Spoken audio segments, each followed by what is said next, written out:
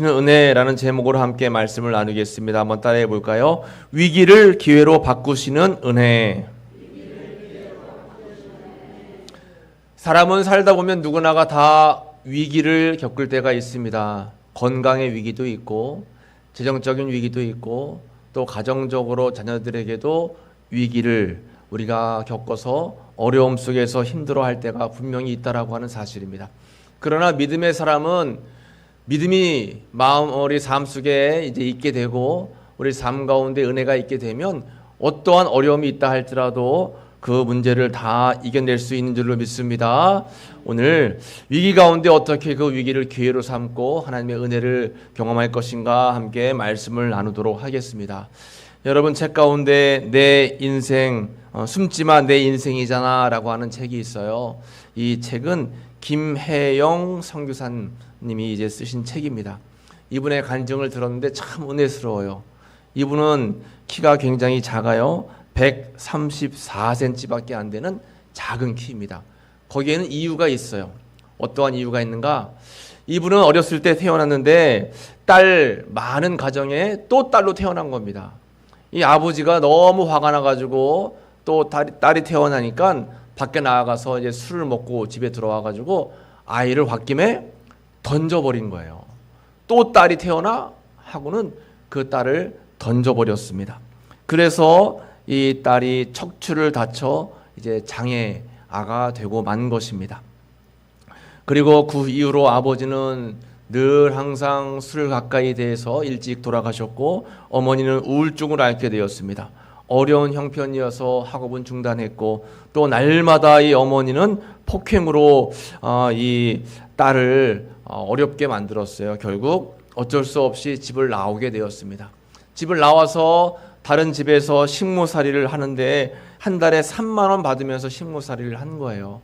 이렇게 어려운 삶을 살 때 우연히 신문을 봤는데 신문에 무료 직업훈련생 모집이라는 그러한 이제 글을 읽게 되었어요. 그래서 무작정 그 훈련소에 찾아갔습니다. 훈련소에 찾아가서 무료로 편물 기술을 배우게 되었는데 다행히 그 훈련소는 좋은 곳이었습니다. 그래서 그곳에서 편물 기술을 배웠고 선생님으로부터 이제 신앙을 소개받게 되어서 예수님을 만나고 예수님 은혜 가운데 이제 인생을 주님 은총 가운데 살기로 작정을 하게 되는 거예요. 그리고 하나님 앞에 기도합니다. 하나님 이제 내 마음을 드리니 내 삶을 드리니 나를 받아주세요. 눈물로 기도하게 되었어요. 이렇게 은혜 가운데 하나님을 의지하며 살아가던 이분은 이제 그 기술을 잘 익혀가지고 1985년 세계 장애인 기능 경기대회에 나아가서 기계 편물 부분에 세계 1위를 하게 된 겁니다. 그리고는 또 계속적으로 전국 대회, 세계 대회에서 상을 많이 받게 되었고 나라에서 산업 훈장까지 받게 되었어요. 그리고 하나님께서 어느 날 이제 음성을 주시는데 너를 필요로 하는 곳에 가서 봉사하고 헌신해라 라고 하는 음성을 듣게 된 거예요. 그 이후로 아프리카에 건너가게 되었습니다. 아프리카에 건너가서 그의 도움을 필요로 하는 모든 사람들에게 희생과 헌신을 통해서 예수님을 전하고 또 봉사를 하는 그런 귀한 인물로 쓰임받게 되었다라고 하는 것입니다. 지금도 아프리카에서 55개국의 모든 아이들을 위해서 구호 사업을 진행 중에 있어요. 이분이 이런 말씀을 합니다. 내 인생에 불어온 세찬 바람 속에서 하나님은 나를 만나 주셨습니다. 예수님이 친구가 되어 주셨고 큰 바람막이가 되어 주셨습니다. 이러한 간증을 했습니다. 여러분 태어나면서 딸이라고 하는 이유 때문에 아버지가 던졌고 또 그로 인해서 척추에 장애를 입게 되었어요. 키가 130cm밖에 자라지를 못했습니다. 어려운 위기도 많았지만 하나님을 만나면서 위기를 다시 기회 삼아서 최선을 다했고 하나님께 크게 쓰임받는 그러한 삶을 살게 되었다라고 하는 것입니다. 여러분 말씀드린 것처럼 삶의 위기는 누구에게나 다 닥치는 거예요. 때로는 내가 실수해서 내가 잘못해서 위기를 겪기도 하지만 또 때로는 나는 아무런 잘못하지도 않았는데도 이렇게 어려운 문제를 겪을 때가 있습니다. 욥이라고 하는 인물이 그렇죠. 요즘 우리 새벽 기도에 이제 욥의 말씀을 나누고 있는데 욥의 고난이 그렇습니다. 욥은 동방의 의인이었습니다. 늘 최선을 다해서 살아갔고 정결했고 성결했고 또 정직한 삶을 살았어요. 그런데도 욥에게는 고난이 찾아왔어요. 우리 인생에도 마찬가지입니다. 최선을 다해서 열심히 살고 있는데 고난이 찾아올 때가 있다라고 하는 것입니다.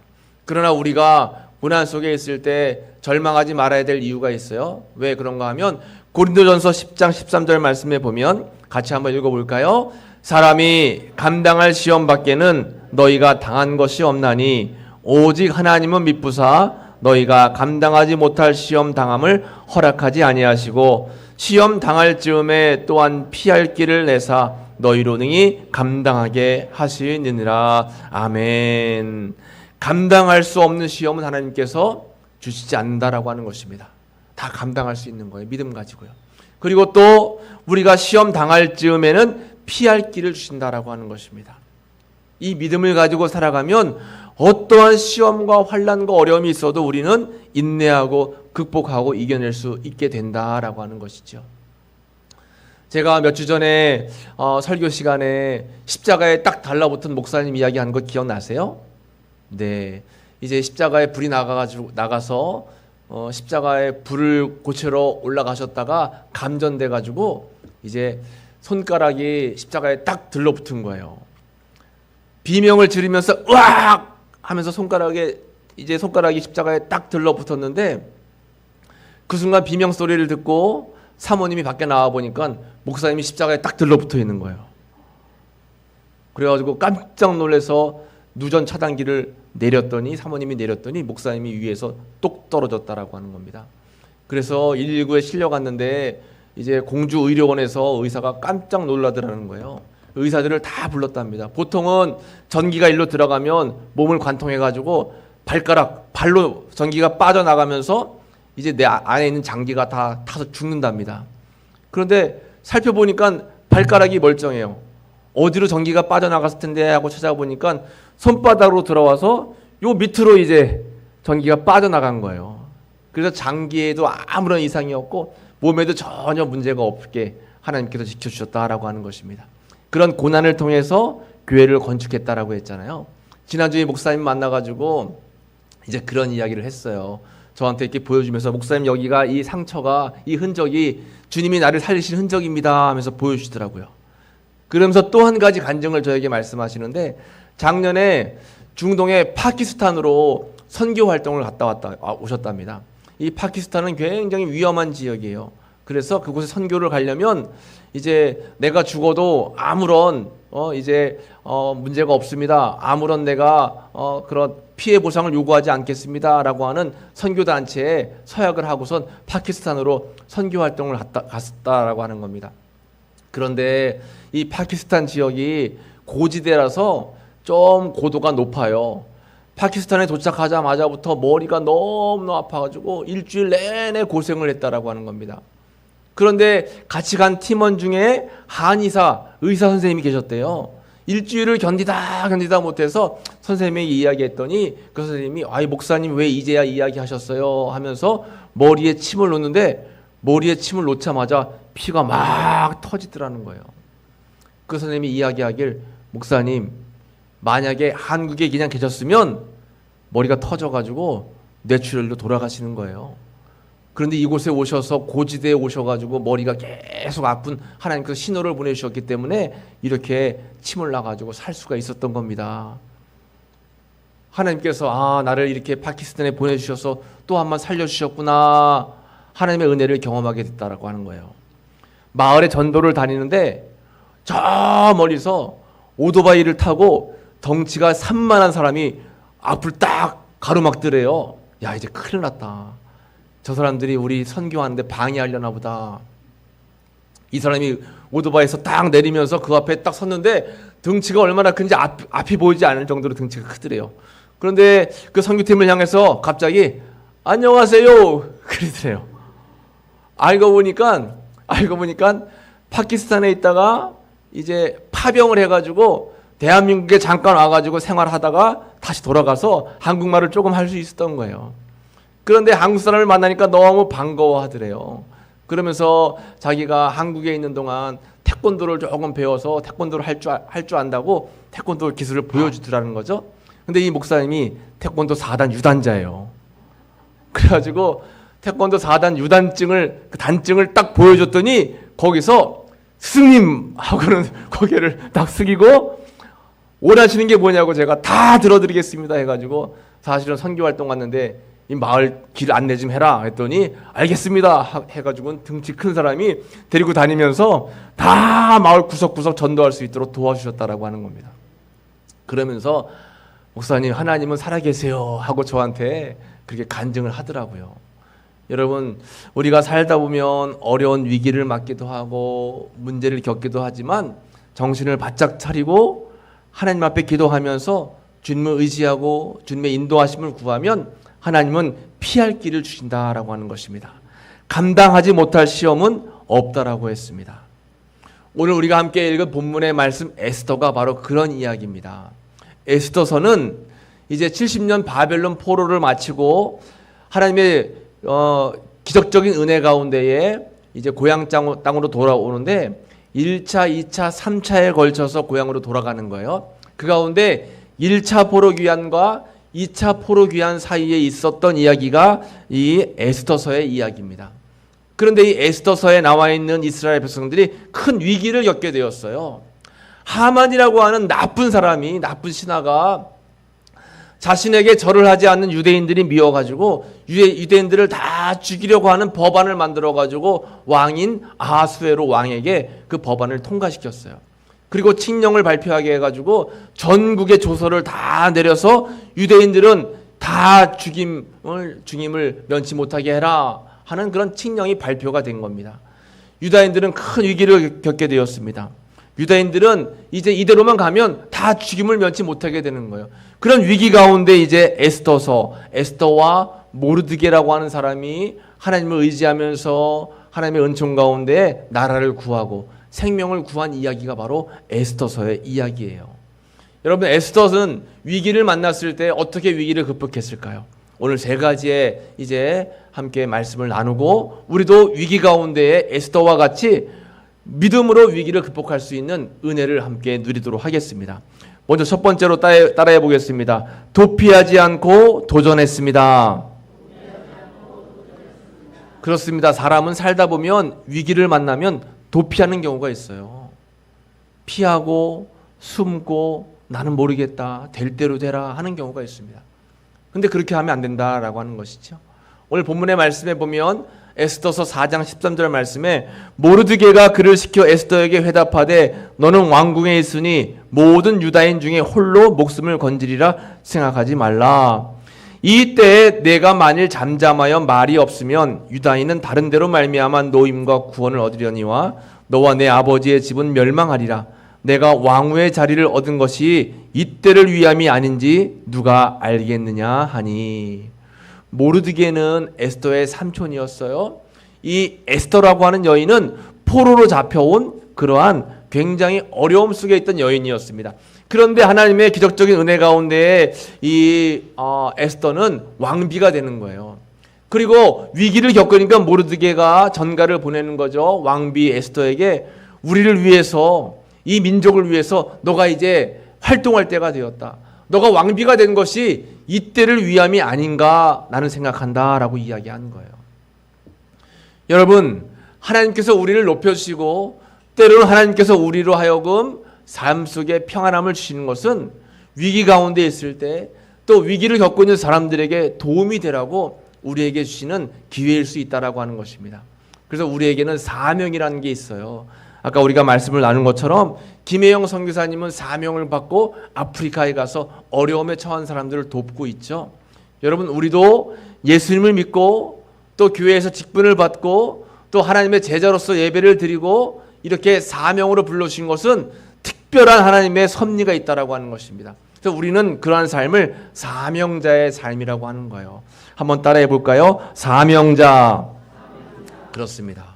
하나님께서 주신 그러한 특별한 은혜가 있고 또 해야 할 일들이 있는 사람들을 우리는 사명자라고 부르는 것입니다. 여러분, 그래서 사명자는 믿음을 가지고 자신에게 주어진 역할을 잘 감당하고 또 어려움 속에 있는 사람들을 도울 수 있고 내 자신도 어려움 속에 있을 때 하나님의 주신 사명을 생각하면서 어려움을 극복할 수 있어야 되는 거예요. 이 에스더는 이 나라의 왕비가 되었어요. 나라의 왕비가 돼서 그가 해야 할 사명을 가지고 있었다라고 하는 것입니다. 그래서 모르드게가 이 에스더에게 너가 왕비가 된 것이 아마 이 때를 위함이 아닌가 생각을 한다라고 이야기를 하는 거예요. 하나님의 때가 있다라고 하는 것입니다. 그 때를 기억하면서 우리는 위기를 만났을 때 그 위기를 믿음으로 정면 돌파를 해야 되는 거예요. 한번 따라해 볼까요? 믿음으로 정면 승부.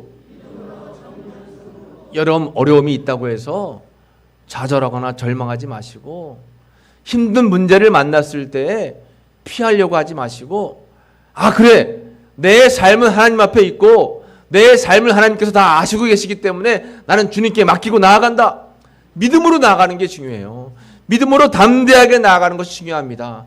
지금 어렵다 할지라도 지금 문제 가운데 있다 할지라도 하나님이 정하신 때가 다 있다라고 하는 것이죠. 하나님의 때가 있고 하나님의 방법이 있어요. 하나님은 다 예비해 놓으시고 준비해 놓으신다라고 하는 것입니다. 그러므로 지금은 하나님의 때가 아니어서 어려움 가운데 있고 위기 가운데 있다 할지라도 하나님은 다 때를 준비해 놓고 계시고 하나님의 방법대로 우리가 문제를 이겨낼 수 있도록 주님께서는 다 예비해 놓고 계시다라고 하는 것이죠. 그러므로 여러분 사명자는 기쁨으로 자신의 사명을 감당하는 거예요. 교회에서도 자기의 직임을 감당하고 또 가정에서도 일터에서도 우리에게 주어진 일들이 있을 때 기쁨으로 잘 감당하고 위기가 오면 그 위기 순간에서 당황하지 말고 정면으로 믿음으로 돌파해 나아갈 수 있는 용기와 담대함이 우리에게 필요하다라고 하는 것입니다. 그러므로 여러분 삶 속에 위기가 있다면 피하지 마시고 숨지 마시고 하나님 앞에서 주님의 은혜 가운데에 정면으로 도전하고 승부하는 우리의 믿음의 삶이 꼭 되시기를 간절히 축복합니다. 두 번째로 하나님의 도움을 구하며 기도했다라고 하는 것입니다. 따라해 볼까요? 하나님의 도움을 구하며 기도했습니다. 그렇습니다. 에스더는 정면으로 돌파할 것을 작정하고 하나님의 도움을 구하며 기도했다라고 하는 거죠. 오늘 본문 4장 16절 말씀에 당신은 가서 수산에 있는 유다인을 다 모으고 나를 위하여 금식하되 밤낮 3일을 먹지도 말고 마시지도 마소서. 지금 자기를 위해서 금식 기도해달라고 부탁하고 있는 것입니다. 위기 가운데 있을 때 그 위기를 극복할 수 있는 것은 기도밖에 없다라고 하는 사실을 에스더는 알고 있었어요. 그래서 본인도 3일간 금식할 때니 나를 위해서 유대인들은 다 금식해달라고 금식 기도를 부탁하고 중보 기도를 부탁하고 또 합심으로 기도해 줄 것을 부탁했다라고 하는 것입니다. 여러분 기도에는 능력이 있는 줄로 꼭 믿으시기를 간절히 축복합니다.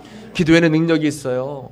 기도에는 치유가 있습니다. 기도에는 회복이 있고 기도에는 기적이 있다라고 하는 것입니다. 그 사실을 에스더는 알고 있었습니다. 그래서 내가 3일간 금식하며 기도할 테니 나를 위해서 함께 기도해 주세요. 중보 기도를 부탁하는 거예요. 이렇게 중보 기도를 부탁하고 금식을 작정하면서 3일간 모든 유대인들은 오로지 주님을 바라보면서 주님의 도움을 구하면서 금식을 작정하고 금식에 다 들어갔다라고 하는 것입니다. 여러분 삶 속에 어려운 위기를 만나면 반드시 주님을 의지하면서 기도로 나아가시는 여러분들 되시기를 간절히 축복합니다. 기도에는 능력이 있다라고 말씀했습니다. 기도에는 능력이 있는 거예요. 에스더는 그 기도의 능력을 믿고 의지했습니다. 여호사밧도 연합군이 쳐들어와서 나라가 멸망할 위기에 처했을 때 그는 하나님 앞에 간절히 기도합니다. 역대하 20장 3절 4절 말씀에 보면 여호사밧이 두려워하여 여호와께로 낯을 향하여 간구하고 온 유다 백성에게 금식하라 공포하며 유다 사람이 여호와께 도우심을 구하려 하여 유다 모든 성읍에서 모여와서 여호와께 간구하더라 했습니다. 기도의 능력을 아는 사람은 위기 가운데 기도하게 되어 있습니다. 기도의 능력을 알고 기도의 역사를 알고 기도의 기이한 하나님의 기적이 임한다라고 하는 사실을 아는 사람들은 여지없이 위기가 찾아오면 기도하게 되어 있어요. 왜냐하면 시편 50편 15절 말씀 같이 읽어볼까요? 환난 날에 나를 부르라. 내가 너를 건지리니 내가 나를 영화롭게 하리로다. 아멘. 환난 날에 하나님께서 나를 불러라. 내가 너를 건져줄 것이다 라고 말씀해 주셨다라고 하는 거예요. 우리가 평상시에도 하나님을 의지하고 기도하지만, 늘 항상 일상에서도 주님 앞에 예배하고 기도하지만, 환난을 만났을 때 더욱 우리는 기도해야 된다라고 하는 것입니다. 나라와 민족을 위해서도 기도하고, 또 지역과 가정을 위해서도 기도하고, 교회와 우리 성도들을 위해서 날마다 기도하는 거예요. 십자가 앞에 두 손 모으고 기도하면, 여러분, 기도는 우리가 하지만 능력은 하나님께서 베풀어 주시고, 우리는 간구하지만 주님께서 역사를 이루어 주신다라고 하는 것입니다. 기도의 능력이 있어요. 에스더는 그 사실을 깨닫고 주님 앞에 간절함으로 금식하며 중보하며 합심으로 기도를 요청했다라고 하는 것입니다. 그리고 마지막 세 번째는 결단하고 행동했다라고 하는 것입니다. 한번 따라해 보겠습니다. 결단하고 행동했습니다. 에스더는 기도한 이후에 결단하고 행동하는 거예요. 16절 이후의 말씀 보면, 나도 나의 신하와 더불어 이렇게 금식한 후에 규례를 어기고 왕에게 나아가리니 죽으면 죽으리이다 하니라 했습니다. 에스더서의 가장 중요한 핵심적인 그런 말씀이죠. 에스더의 믿음이 담겨져 있습니다. 한번 따라해 볼까요? 죽으면 죽으리라. 죽으면 죽으리라. 결단하는 신앙이에요. 그래, 하나님이 나와 함께 하시는데 어디 한번 해보자. 죽으면 죽으리라 라고 하는 믿음을 가지고 주님 앞에 나아가는 것입니다. 그런 믿음이 있어야 되는 거예요. 그런 믿음 가지고 나아갈 때 하나님께서 역사하신다라고 하는 것입니다. 모세는 홍해 바다가 앞에 딱 가로막고 있을 때, 그래 죽으면 죽으리라 하는 마음과 심령으로 하나님 앞에 지팡이를 높이 들었을 때에 홍해 바다가 갈라지는 역사와 기적을 체험했습니다. 여호수아도 요단강이 앞에 가로막고 있을 때 법궤를 가지고 주님 도우시고 인도하시면 요단강이 갈라질 줄로 믿습니다. 믿음 가지고 그가 요단강에 발을 디뎠을 때 요단 강물이 갈라지는 은혜를 경험했다라고 하는 것입니다. 에스더도 마찬가지예요. 죽으면 죽으리라 하는 믿음을 가지고 왕 앞으로 나아가는 것입니다. 왜냐하면 왕비라고 할지라도 왕이 먼저 부르기 전에 왕비가 왕 앞에 나아가면 죽음을 당하게 되어 있었어요. 반드시 왕이 불러야지만 왕비가 왕 앞에 갈 수 있었습니다. 그러나 이 에스더는 3일 금식한 이후에 죽으면 죽으리라 는 심정으로 왕이 부르기도 이전에 먼저 왕 앞에 나아간 것입니다. 그리고 하나님께서는 기적적인 은혜를 왕에게 베풀어 주셔서 왕의 마음을 열리게 마음을 만들어 주셨고, 에스더를 만났을 때 에스더를 이제 죽이지 않고, 에스더여 내가 원하는 것이 무엇이냐, 너무 에스더가 사랑스러워 보이도록 하나님이 만들어 주셨어요. 너가 나에게 구하는 것 나라의 절반이라도 주겠노라. 그러한 은혜를 베풀어 주셨다라고 하는 것입니다. 여러분의 길을 여호와께 맡기시길 바랍니다. 특별히 환난 가운데 위기 가운데 있을 때 여러분들의 길을 여호와께 맡기면 하나님께서는 피할 길을 주시고, 하나님께서는 은혜로 여러 가지 아픔과 어려움들, 위기를 기회로 만들어 주시는 은혜를 여러분들의 삶 속에 베풀어 주신 줄 꼭 믿으시기를 간절히 축복합니다. 에스더는 이렇게 위기 가운데 하나님의 믿음을 가지고 죽으면 죽으리라 하는 믿음 가지고 나아가서 결국 역전의 은혜를 경험하게 되었다라고 하는 것입니다. 그런 은혜가 우리의 삶 가운데 있으면 좋겠어요. 여러분, 우리가 왜 믿음이 있습니까? 그저 단순히 주일날 그냥 형식적으로 또 그냥 우리가 율법적으로 나와서 예배 드리는 것이 아니라 일상생활 가운데서도 주님을 의지하고 주님을 바라보고 나아가면 삶에 힘들고 고난이 찾아오고 아픔이 찾아올 때 우리에게 힘이 되는 거예요. 주님이 우리에게 용기가 돼서 어떤 어려움이 와도 우리는 그 어려움을 이겨낼 수 있게 된다라고 하는 것입니다. 아프리카의 유명한 아프리카 사람으로서 최초의 올림픽 금메달을 딴 사람이 있습니다. 그 사람은 바로 아베베 비킬라라고 하는 사람입니다. 맨발에 투혼 아베베. 그래서 맨발로 올림픽 마라톤 달리기를 해가지고 최초로 금메달을 딴 선수가 이 아베베라고 하는 선수입니다. 이 아베베 선수는 이제 에티오피아 출신의 사람이었는데, 에디오피아의 목동이었어요. 목동으로 생활을 하다가 이제 이 사람이 군에 입대를 해서 하사관으로 복무를 하는데 집에서부터 자신이 복무하는 군부대까지 거리가 40km예요. 40km를 매일 걷거나 뛰거나 왔다 갔다 하면서 출퇴근을 했다는 겁니다. 그러니까 몸이 굉장히 단련이 된 거죠.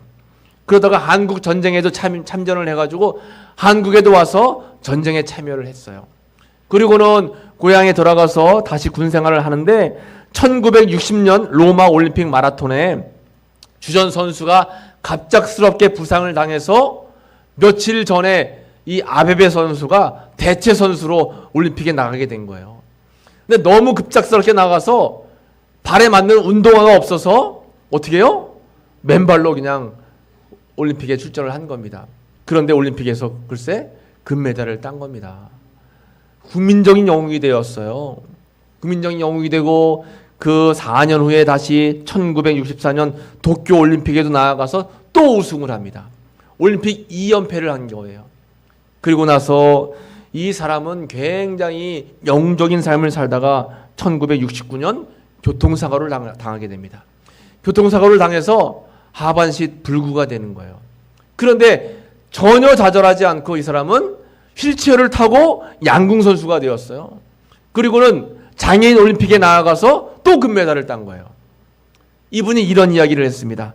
나는 비록 두 다리를 잃었지만 내게는 아직 건강한 두 팔과 언제나 나와 함께 하신 하나님이 계십니다.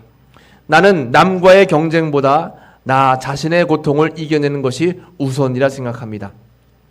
고통과 괴로움에 지지 않고 주님만 바라보고 마지막까지 승리할 것입니다. 이것이 바로 아베베라고 하는 사람의 믿음의 고백이었다라고 하는 것입니다.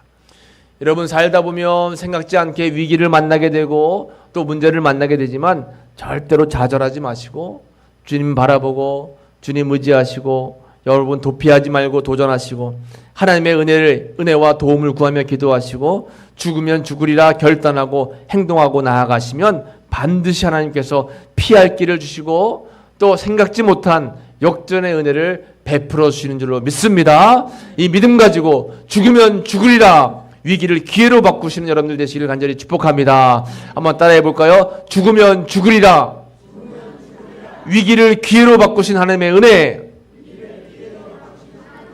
그런 은혜를 여러분 마음속에 꼭 새기시고 믿음으로 승리하며 나아가시는 여러분들의 삶이 되시기를 간절히 축복합니다. 기도하겠습니다.